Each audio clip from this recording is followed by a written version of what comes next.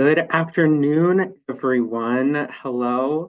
Thank you for joining us today for our webinar, The Future of Medicaid Expansion in Ohio, Findings from HPIO's 2025 Ohio Medicaid Expansion Study.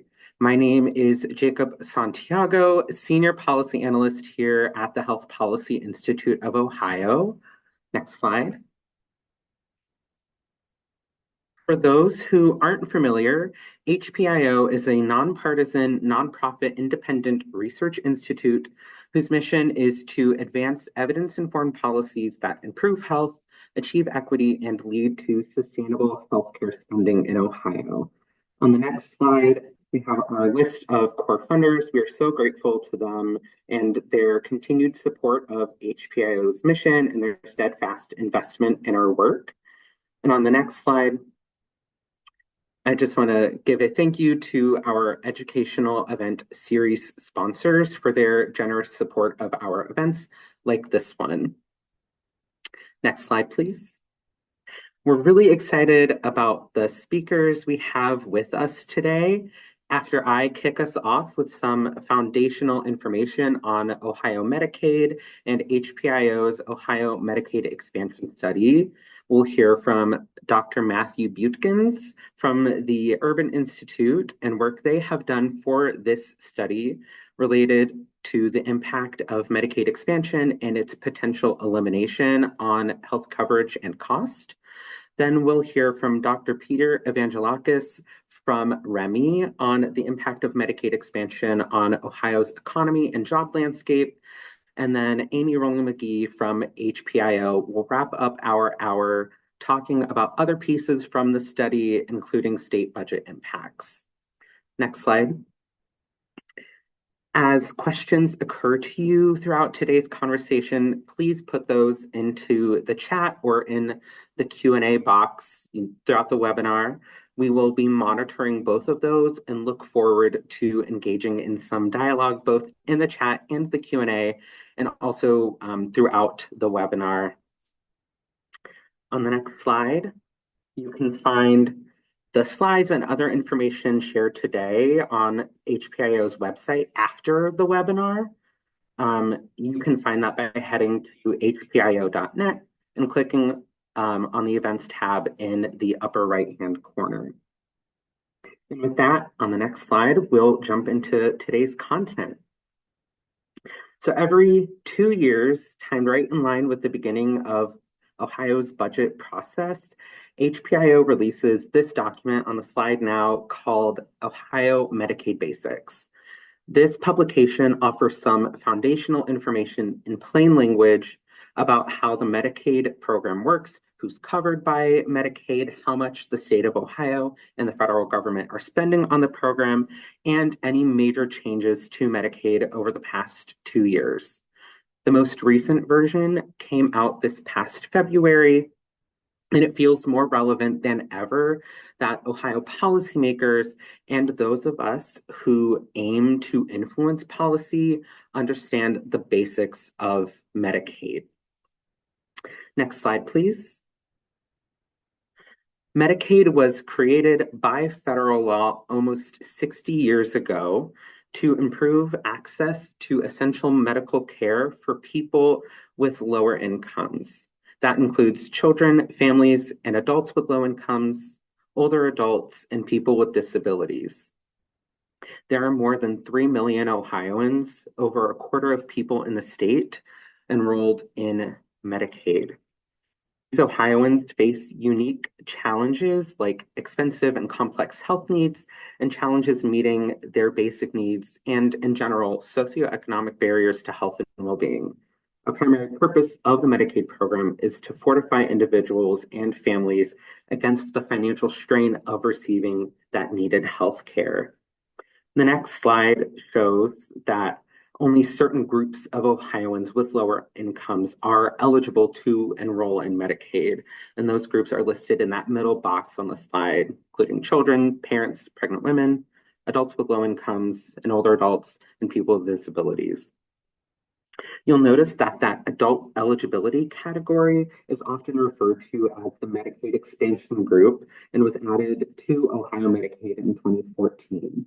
It's also referred to as the Group 8 population and has recently been the topic of a lot of policy conversation, both here in Ohio and at the federal level.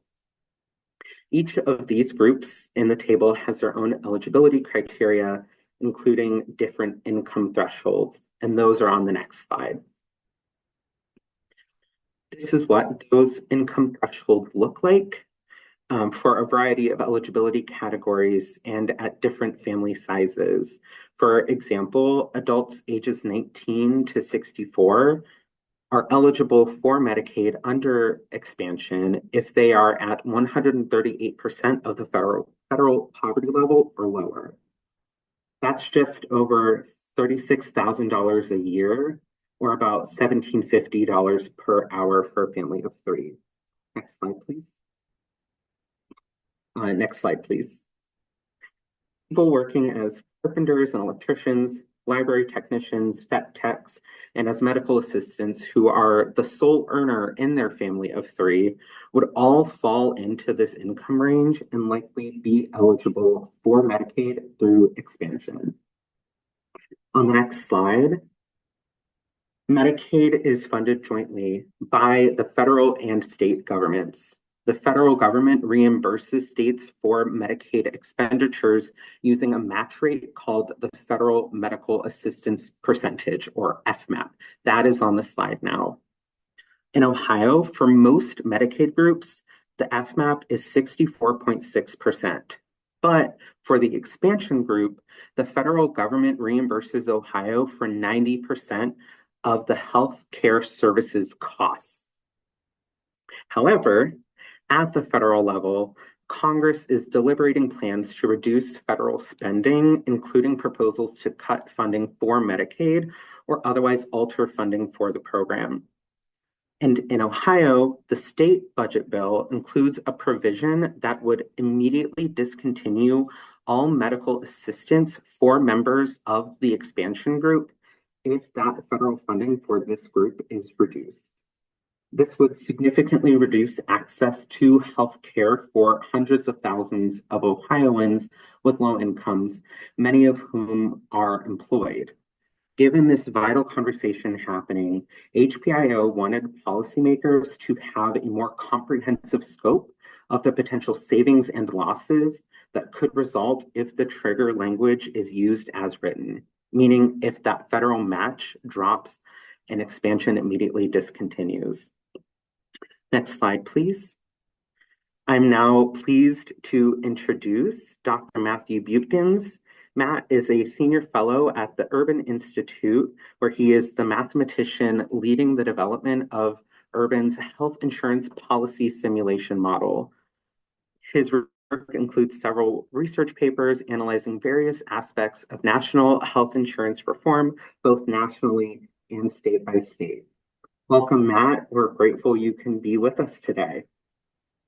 Okay, thank you very much. Next slide, please. And actually, next slide after that. So as of last night, the material on this slide has changed. As I think most of you know, the House passed a bill, this past night. It did not include an explicit lowering of the enhanced FMAP for the expansion population or per capita caps on the expansion population. But even as late as like Tuesday and Wednesday, there's an amendment that appeared that would have reduced enhanced FMAP to 80% for 33 states, including Ohio, unless they cut Medicaid eligibility for lawfully present immigrant children and pregnant women. As far as I know, that did not make what the bill that passed last night. So for this analysis, we used the Urban Institute's health insurance policy simulation model to estimate the impact on health coverage and costs if Medicaid expansion was eliminated in Ohio in 2026. As with the trigger in the governor's proposed budget. So next slide, please. So let's start off with a look at the coverage of Ohioans younger than age 65 in 2026. So we'll get an overall picture. So under current law, that's that first column, we estimate that a majority, about 56.7%, would have health coverage through an employer. About 4.5% would have private non-group coverage, mainly through the marketplace. Just under 30% would be covered through Medicaid or CHIP-funded Medicaid for children in Ohio. Um, and about 5.9% would be uninsured. And then the remainder would have health plans that don't qualify as full health coverage under the Affordable Care Act. And in particular, among the Medicaid people, um, so we estimate that about 760,000 people would be covered in Medicaid expansion or Group 8. So then what happens without Medicaid expansion? So you see, obviously, that Medicaid expansion category goes to zero. However, some Medicaid expansion enrollees would qualify under other types of Medicaid, particularly Ohio's coverage of the age of blind and disabled. So you see about 23,000 would shift to a different coverage category. We'll see the cost implications of that later. Also, there would be somewhat lower enrollment among dependents of Medicaid expansion enrollees, mostly children, whose parents no longer have coverage. So about 742,000 would be the total decrease in Medicaid enrollment. Now, most of these would end up uninsured, about 435,000. So without expansion, Ohio's uninsured rate would go from 5.9% to 10.7%. So that's an 80% increase in the number of uninsured people. And next slide, please. So if we look, specifically at the current Medicaid expansion enrollees and what health coverage they would have without Medicaid expansion. Overall, about 56.4%, the majority would end up uninsured. About 3% would be reclassified to a different Medicaid group. About 10.4% would go to private non-group. These are overwhelmingly people with incomes between 100 and 138% of poverty who would qualify for premium tax credits. And about the remaining 30% would have employer coverage. And then we see by income, those with incomes less than 100% of the poverty line, the vast majority of them would end up uninsured, 65.5%, whereas it's a much smaller share of those at higher incomes. Next slide, please. So in the report, we looked at a number of different characteristics of uninsured people in Ohio and how that would change. We don't have time for all of them, but here is an example by age group. So we see currently children have by far the lowest uninsured rates, generally due to much higher Medicaid eligibility thresholds. And without expansion, we see the largest increase would be among younger adults aged 19 to 34. They start off with the highest uninsured rate, about 8.8%, but their uninsurance would more than double. And they're uninsured to 19.3% of people in that age group being uninsured without Medicaid expansion. So expansion is particularly important for younger adults. Next slide, please. So if we look at total healthcare spending on the non-elderly by payer, households as a whole would spend about 1.4 billion more without expansion in 2026. So the people losing Medicaid and going to employer coverage or non-group coverage would generally be paying more in premiums and out-of-pocket costs. And those becoming uninsured would pay more in out-of-pocket costs and would forego some healthcare services. If you look at the government's change, yes, there would be lower Medicaid enrollment. So the federal government would spend about 6.8 billion less, and the state government about 730 million. Now that also includes, so for the people that go from expansion to another Medicaid group, they will stay on Medicaid, but the federal government will pay a lower share of their costs, which means the state will pay more for them. We will see that later. And employers and healthcare providers would also spend more. Employers on contributions to to healthcare for employees and employers and dependents. Next slide, please. So with those reductions in coverage come reductions in the revenue of healthcare providers. So we estimate that the difference would be about 4.2 billion less in provider revenue for 2026. That's a 4.8% loss. The biggest change would be for hospitals, about 1.7 billion, and prescription drugs, about 1.2 billion. Next slide, please. And this is a partial list that we will build on later in the presentation. So although the reductions in Medicaid enrollment would mean that direct federal and state spending on those enrollees would be less, there are budget savings and revenue that happen with expansion that would be lost without it. So the actual impact on the state budget will be something very different. So for example, as we've talked about before, the Medicaid expansion enrollees who go to a different category the state would now be spending a much larger share of their income and or of their costs.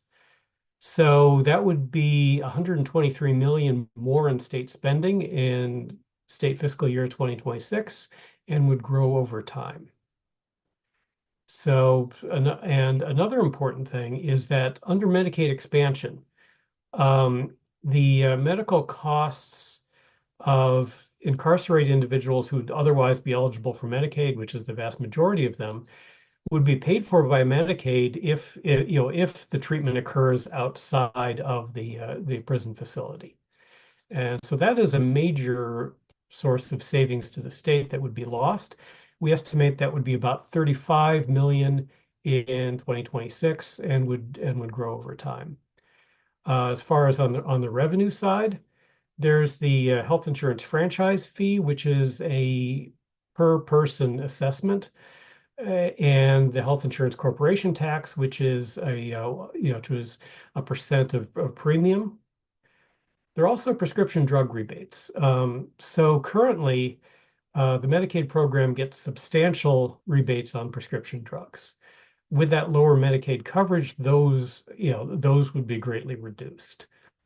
So altogether, those revenue provisions would add up to about 391 million in 2026 and then would increase over time. So as we saw earlier, the net change in state Medicaid spending, just in direct spending on non-elderly people, would be $730 million less. So just in the savings and revenue items that we capture here, and again, this is a partial list. We will be adding to it in the next presentation. That's 426 million. So that's so a majority of that of what appeared to be state savings is already offset by those, and there'll be more items to come. Next slide, please. So in summary, without expansion, Medicaid enrollment in Ohio would decrease by 742,000 people, but 435,000 more Ohioans would become uninsured. So it's an 80% increase in the number of uninsured people, with the uninsured rate going from 5.9% to 10.7%. Now, there's a growing number of studies that have documented a wide variety of benefits from Medicaid expansion. Improved access and utilization of healthcare, increased affordability of care, improvements in health outcomes, decreased mortality, and on the financial side, increased financial well-being for Medicaid expansion enrollees. There are also positive impacts on states and healthcare providers. We've seen some examples of state revenue. There are more to come, improved payer mixes, lower uncompensated care costs, improved provided revenue, and fewer hospital closures. So it's just sort of a spectrum of some of the other things that Medicaid expansion has accomplished. Groups of Ohioans who would see the largest increase in uninsurance without expansion include non-Hispanic Blacks, young adults, females, and those in fair poor health. There's more information on those in our report. Without Medicaid expansion, we see there would be lower healthcare provider revenue, and we'd see there would be less state spending directly on the expansion population, but there would be substantial lost state savings and revenue that would offset this. Okay, now I'll open it up to questions. Thank you so much, Matt. I don't see any questions in the Q&A that have gone unanswered yet, nor in the chat. So if you have any questions, please feel free to use the chat or the Q&A. We'll be happy to answer them.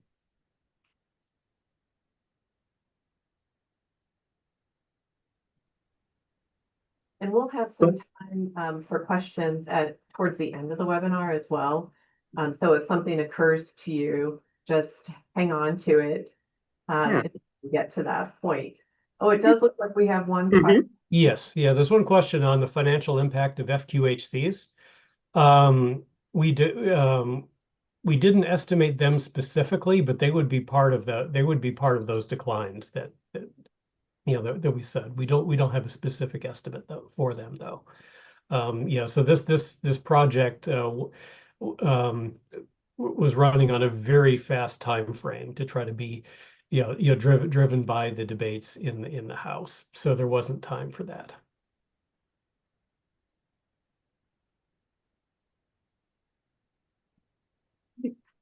Well, again, as you all have questions, please feel free to use those functions to ask. And I see one from Becky in the chat. How does this square with MAHA? Can someone help me understand how Medicaid cuts will be met positively by healthcare providers? Yeah, well, it's certainly, it's reduced revenue and increased pressure on uncompensated care. So providers across the board will have to deal with that. As far as MAHA, that's not a quantitative policy issue. I don't have a response to that. One thing that we could offer is we could put in the chat some links to analyses pulled together by KFF. They've looked at all the published research literature on the impacts of Medicaid expansion on health outcomes and access to care. We find those to be useful resources at looking at those particular outcomes. So we'll stick those in the chat for folks to be able to access. Yeah, and there have been two very recent studies that were extremely important in demonstrating decreased mortality. There were some earlier than that, but there have been two really recent ones that have come out in the past month. Yeah, we'll post those on the events page as well, so that folks on this webinar can reference those too. Yeah. All right. Well, thank you so much, Matt. If you want to hop into the chat and Q&A, keep answering questions. I'm now going to move us along. I'm happy to introduce our next speaker, Dr. Peter Evangelakis. Peter is Senior Vice President of Economics and Consulting at REMI. He joined REMI in 2017 and has served as Principal Investigator on all consulting projects and published papers. Welcome, Peter. Glad to have you join us today. Yes, thank you very much for having me, and I look forward to following this great presentation from Matt. So please go to the next slide. And so we'll be talking about the economic and the fiscal impacts of reversing Medicaid expansion. So we'll go ahead and go to the next slide.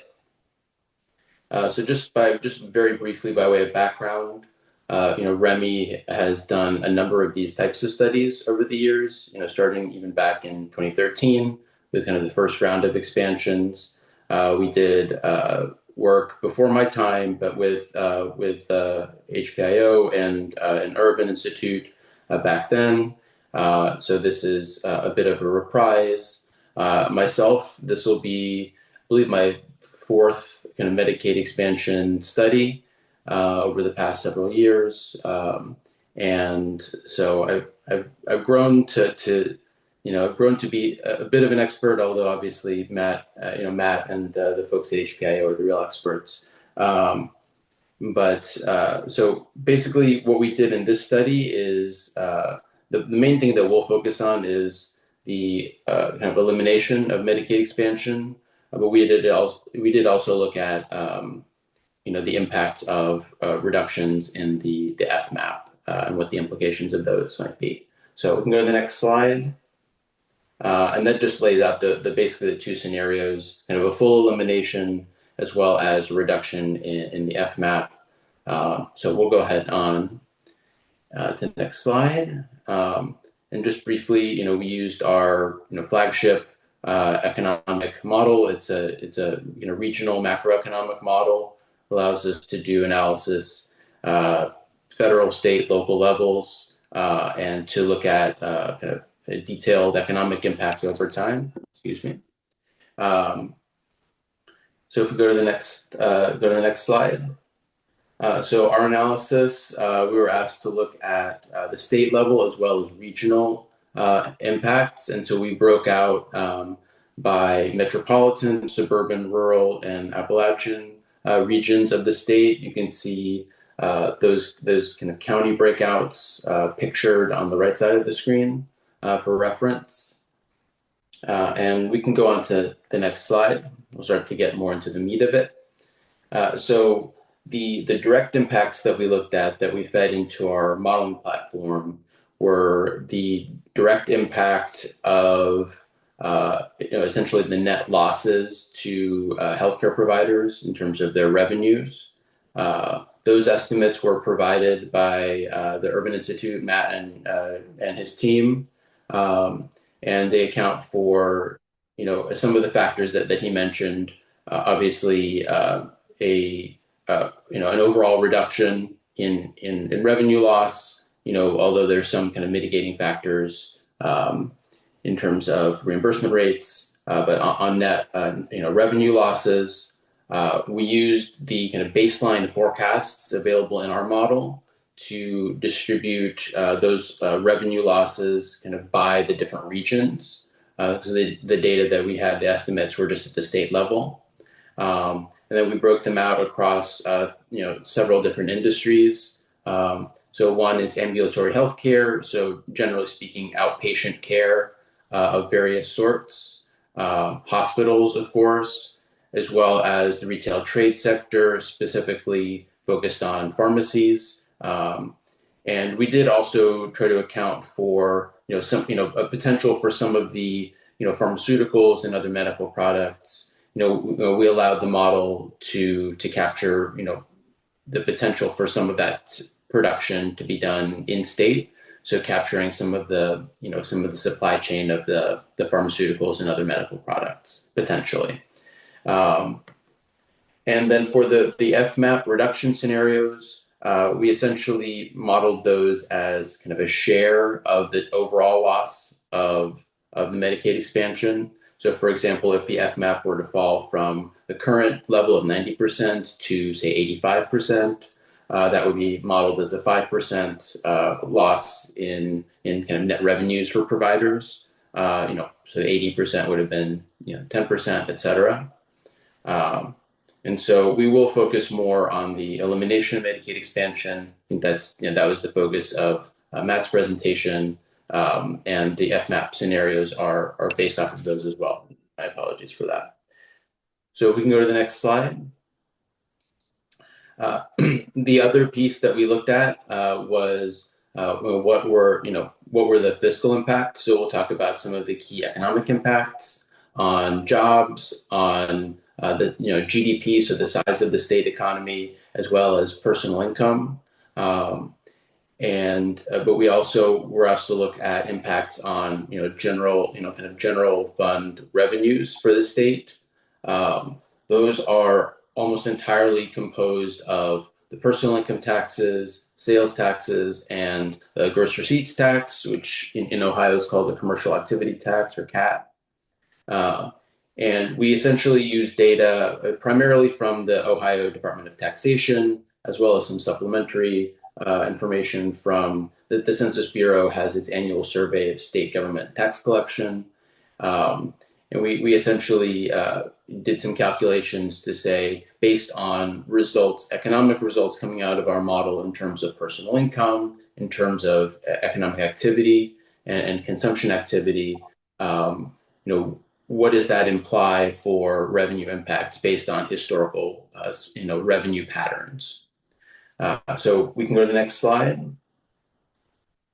So to give the overall economic results for the elimination scenario, at the state level, we see impacts of about 53,000 jobs.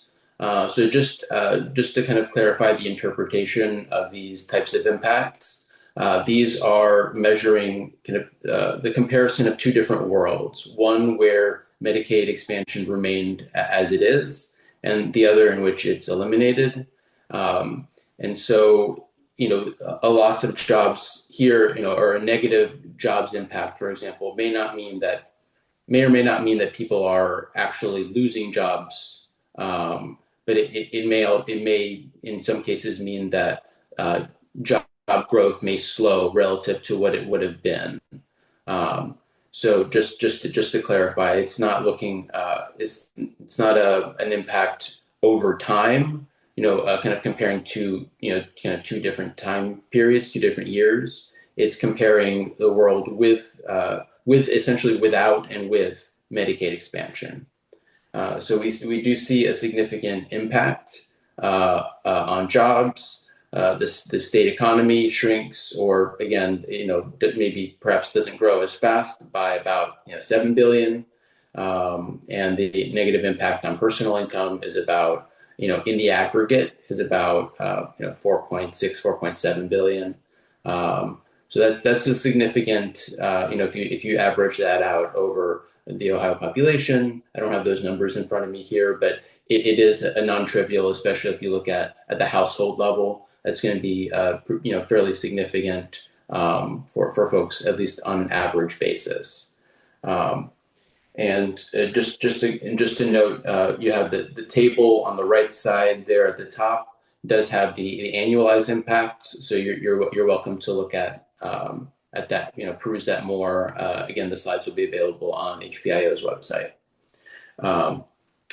And one thing I want to mention specifically about the jobs impact is, I think there can sometimes be a narrative that, we go, okay, all of these jobs are healthcare jobs, so it's a very targeted benefit. But and obviously, Matt, talked about a lot of the wider benefits of Medicaid expansion. But even just within the economic realm, I think there's an argument. They're very targeted to hospitals, doctors, et cetera. But really, if we look at and again, there's not time to dig into the details too much here. But if we do a breakout of those healthcare sectors versus non-healthcare sectors, we actually see a little bit over half of the jobs impact is outside of the healthcare sector entirely. So you see a much wider implication for job benefits. That's from a variety of different channels. So you have obviously kind of a reduction in those kind of provider revenues, in those provider kind of healthcare provider jobs. They're earning less income. their spending, they're maybe tightening their belts, if they lose those jobs, or they have a harder time finding jobs going forward. And so, businesses, maybe retailers or restaurants, may face, less, getting less business. Of course, as providers have less activity, they're relying on their supply chain a little bit less. Some of their, suppliers, may be, facing reduced demand. There are going to be some job losses, in that supply chain, as well as just in general, there's less economic activity. That means that there's less opportunity just for kind of wider investment in the economy. Again, if businesses are facing less demand, they're maybe having to hire less than they would, or potentially laying folks off. They're less likely to make investments that maybe they otherwise would have. And so that would, for example, impact construction jobs. So there are a wide variety of industries that are impacted, kind of across the spectrum, across, many different industries, industries at different levels of pay. So it's not just affecting a very limited slice, nevertheless, a very important slice of the economy and the healthcare sector, but it's even much wider than that. And then if we look at the bottom of the slide here, we see the breakout across those 4 different regions. And we see for the jobs impacts and the GDP, kind of the size of the economy, roughly 2/3 of those impacts are in the metro areas of the state. We do see a little bit more diffuse, impacts on personal income. That oftentimes folks may work in the metro areas but live outside of the metro areas, and so some of that income, some of that income loss would come, relatively more of that would come from outside of the metro areas, and so there would be kind of even more diffuse, even more kind of evenly distributed losses in personal income. So if we go to the next slide. I'll just mention briefly, we had we were asked to look at impacts if the FMAP were to fall again to 85% and down in 5 percentage point increments down to 55%. I have here the 5-year the 5-year average impacts, and the regional results tables, I should mention, also had the 5-year average impact, so we didn't have the year by year results here, just for kind of ease of visualization. And as you might expect, these grow fairly, fairly proportionally as you go down in FMAP. The impacts rise, fairly linearly. And you can see, even if we get down to 55% FMAP, it's obviously that's still only about 1/3 of the size of the impact of the full elimination of the expansion. So we can go to the next slide. And just to start to wrap up here, the last piece that we were asked to look at is what are the impacts on the general revenue taxes. And again, those are broken out into personal income tax, sales tax, and the gross receipts tax, or the CAT. So we see under elimination, we see an average annual impact on those total revenues of about 221 million. And you can see that, growing a bit over time, growing from about 180 million in the first year of the analysis all the way up to about 260 million in the fifth year of the analysis and in the fiscal year 2030. And so you see, and again, that's going to add to that partial list that Matt was referencing earlier. These will be, additional hits to the state's fiscal position as a result of eliminating the Medicaid expansion. And then I have kind of a couple of bookend results for the FMAP, the highest and the lowest FMAP scenarios. And those, as you might expect, are, much smaller but proportional. So next slide. I'm happy to answer any questions. I've seen a lot of activity in the chat. I haven't been following it, but happy to answer any questions. Please feel free to reach out to me either directly or through the HPIO team.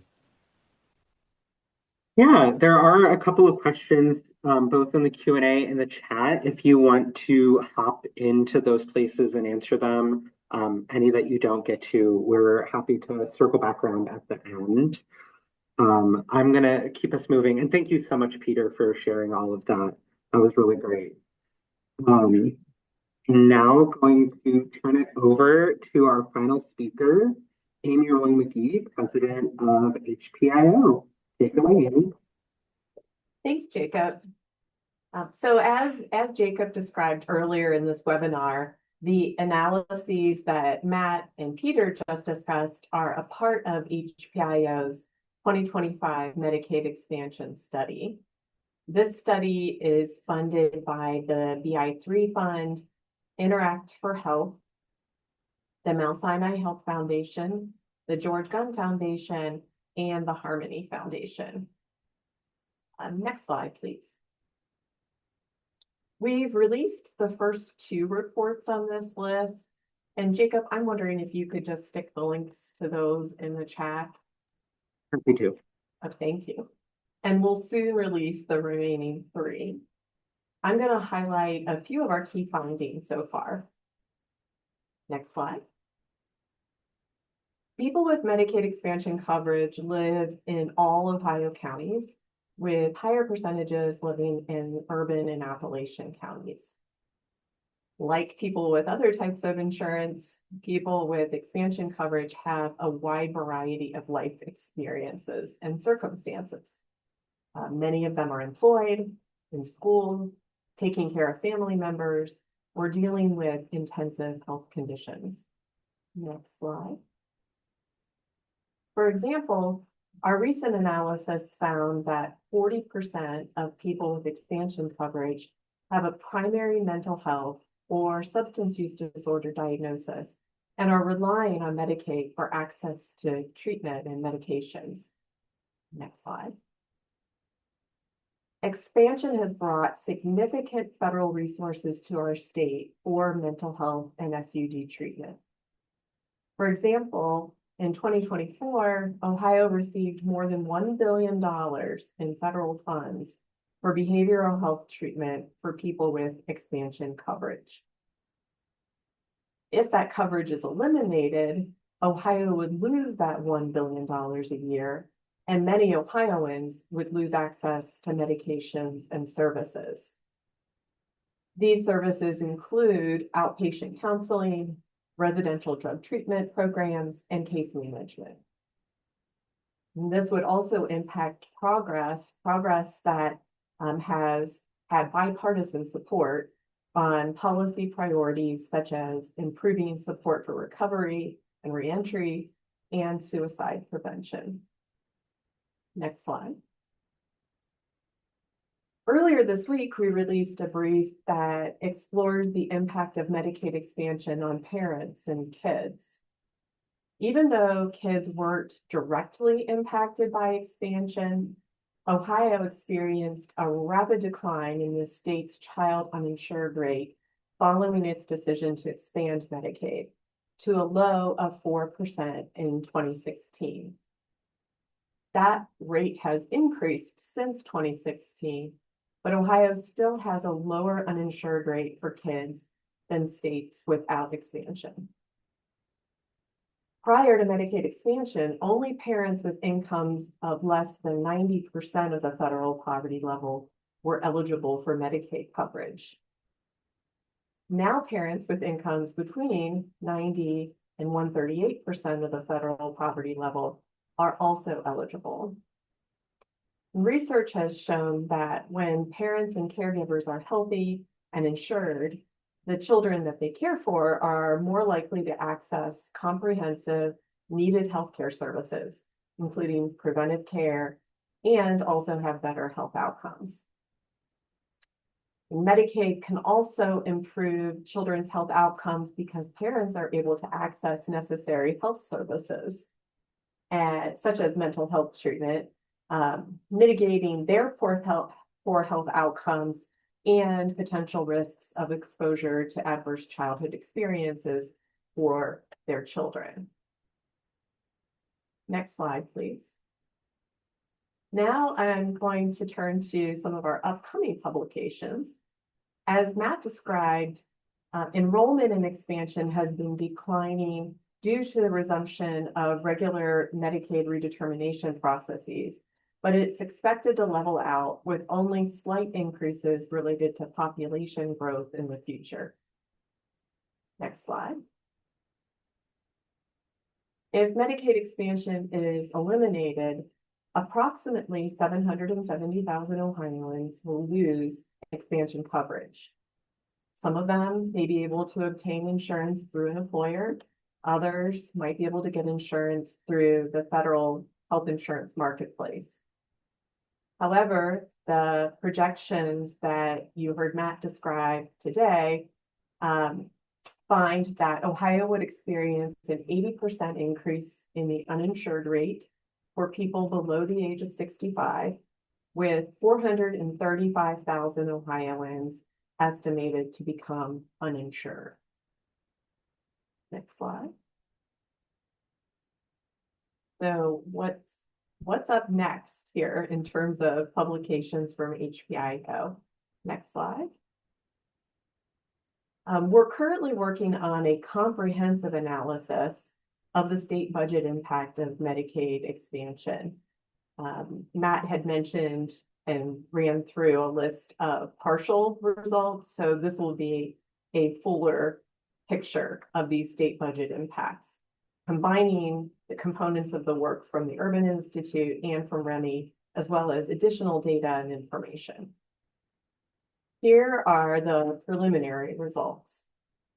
With Medicaid expansion in place, the state is responsible currently for paying 10% of the costs. According to the Urban Institute's projections, that would be $853 million in state fiscal year 2026. If Medicaid expansion was not in place, Ohio would experience a decrease in revenue of about $571 million from taxes and fees on health insurance corporations, prescription drug rebates, and personal income and sales tax and cap tax revenues. If Medicaid expansion was not in place, Ohio would also experience $166 million in increased costs. So the net savings to our budget without Medicaid expansion would be $116 million, not the $853 million at the top of this chart. And in fact, the match that the state contributes for Medicaid expansion is really 1.4% of the total cost rather than 10%. Next slide.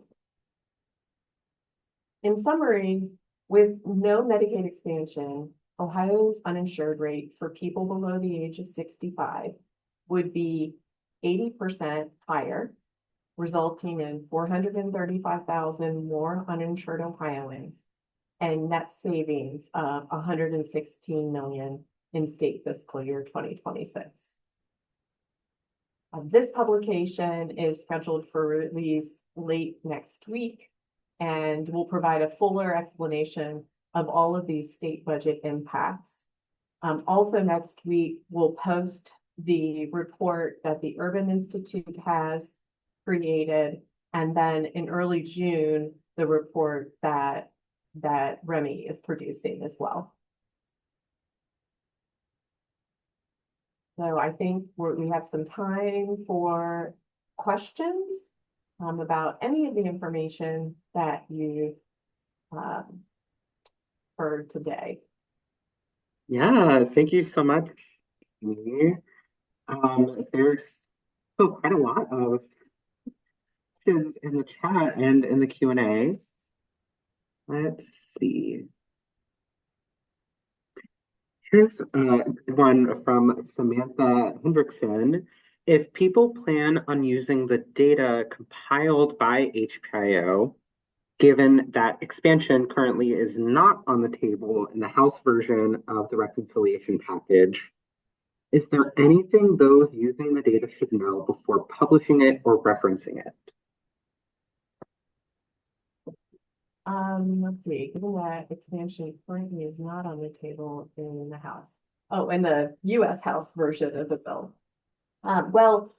I'm going to ask Matt if he can explain the state or the federal budget reconciliation process. Because just while the House did pass their version early this morning, that's not the end of the process. So Matt, could you say a little bit more about that? Yeah, so well, now that the House has passed their bill, it will go on to the Senate. And so the Senate may change some major provisions of that. And then it'll go to a reconciliation between the two chambers. So the process hasn't, so the process it still has a ways to go. And the results that we show underscore the role that Medicaid expansion is currently playing in health coverage in Ohio. Yes, and then just to say a word too about the state budget process. Right now, the state budget is pending in the Senate. There is expected to be a substitute version of that bill put out here in the next week or so. And then there will be further changes in the Senate. There will certainly be differences between the House passed version and the Senate passed version. So similar to what happens at the federal level, there'll be a conference committee convened in June to work out the differences before the final version is sent to the governor for consideration for line item vetoes and then his signature. There is a coalition called the Ohio Medicaid Matters Coalition. It's a coalition of advocates and those who are concerned about potential cuts to Medicaid. One of the things that group has been advocating for is that the trigger, instead of reading that Medicaid expansion shall be eliminated if the federal match is reduced, changing that to may, to allow our policymakers, our governor, and our elected officials the opportunity to consider everything that the federal government does in terms of Medicaid policy changes in total before making any kind of decisions related to expansion coverage here. That kind of flexibility seems even more important given that the federal process won't be completed until at the earliest early July. And yet our state budget needs to be passed by June 30th. So we won't know for sure what's in the federal legislation until after the point that our state budget bill has been passed. Yeah, and I just want to add a little bit to that. As I understand it, that kind of flexibility already exists in Ohio. And so the change from that proposed language of shall is a change from what already exists in Ohio. Yes, yes. Right. Let's see. What is the likeliness that the Senate would pass this version of the bill? Jeremy, could you put into the chat if you mean the Ohio Senate or the US Senate?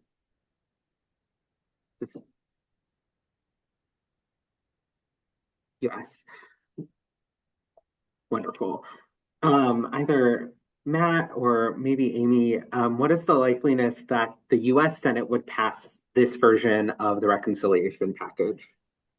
The way the process has gone, I'm not sure anyone's in a position to make predictions. Several have said they intend to make changes, but there were some House members that said that they would demand changes that didn't happen. So at this point, I would not. I'm not going to make predictions on that, but it's quite possible that there will be major changes. Thank you.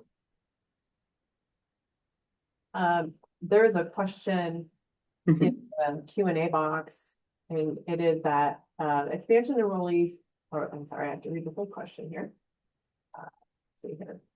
Expansion enrollees utilize behavioral health and SUD services how much relative to the non-expansion enrollees? That is not data that we have access to. Other states have all payer claims databases, and those states may have access to that kind of information from people who are covered through private health insurance, but that is not something we have here.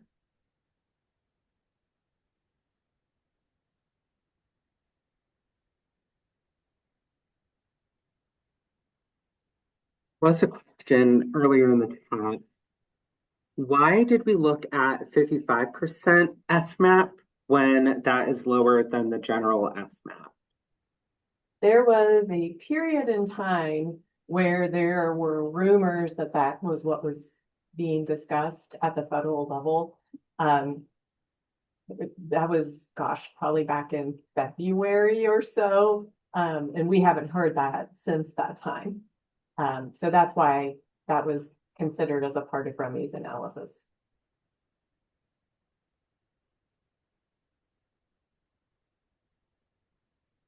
Maybe Peter could answer this question. Is it known how underserved persons, including persons with an intellectual and developmental disability, who are already receiving Ohio Medicaid, how their current income will be determined?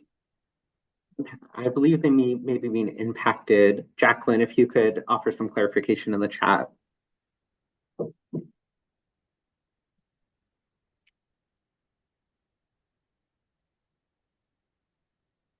Yes, so how the current income will be impacted for people with an intellectual or developmental disability. Yeah, that is not something that we looked at as a part of this analysis.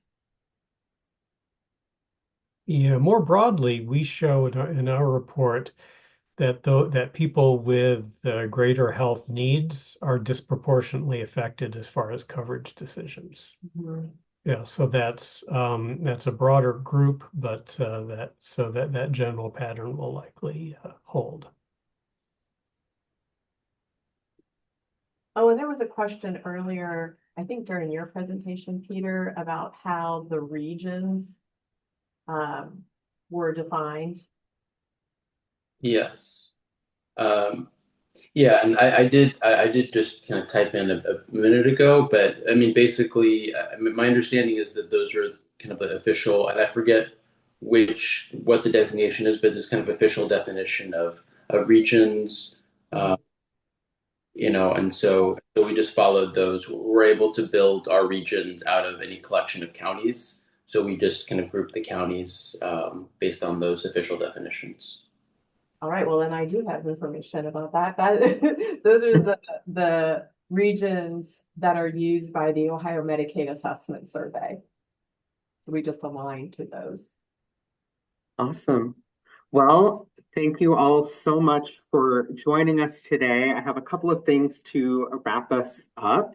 Jasmine, if you could go to the next slide. Thank you. HPIO's vision is that Ohio is a model of health, well-being, and economic vitality. The elimination of Medicaid expansion would cause many members of our communities to lose a support necessary for them to reach their full health potential, and for Ohio to see that vision come to fruition. Our hope is that this information is helpful to you in your effort to influence policy and improve health and well-being in our state. There are many ways that you can influence policy, both as a private citizen and a representative of your organization. Those are listed on the slide. And one thing that we have found to be particularly impactful is pairing data like we shared today with stories from community members, and in this case, those who are enrolled in Medicaid expansion. Next slide.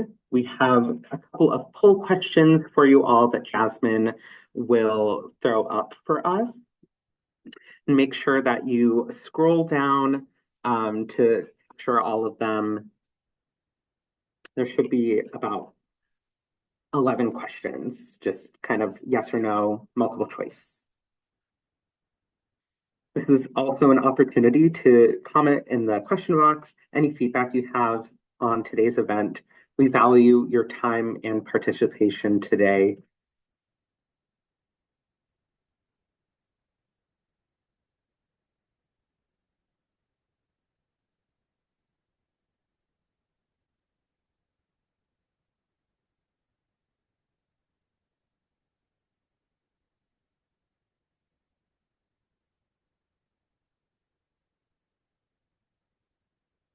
All right, I'll trust Jasmine to get us to a good response rate.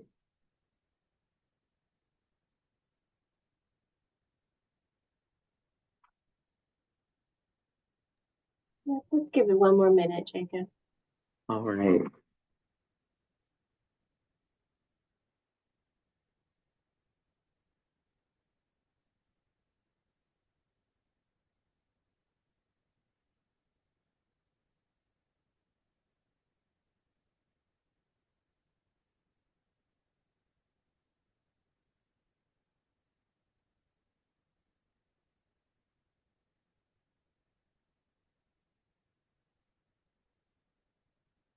Again, I just want to thank you all so much for participating today. Thank you to our presenters, Matt and Peter and Amy. This is a reminder that all of the materials for today's webinar, including a recording and the slides, will be available at hpio.net. Events in the top right corner. On the next slide are some ways to stay connected with us.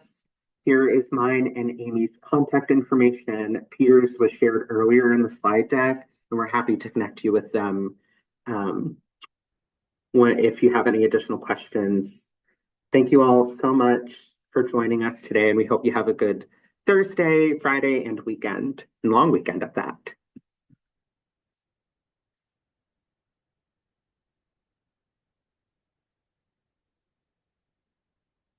Thank you.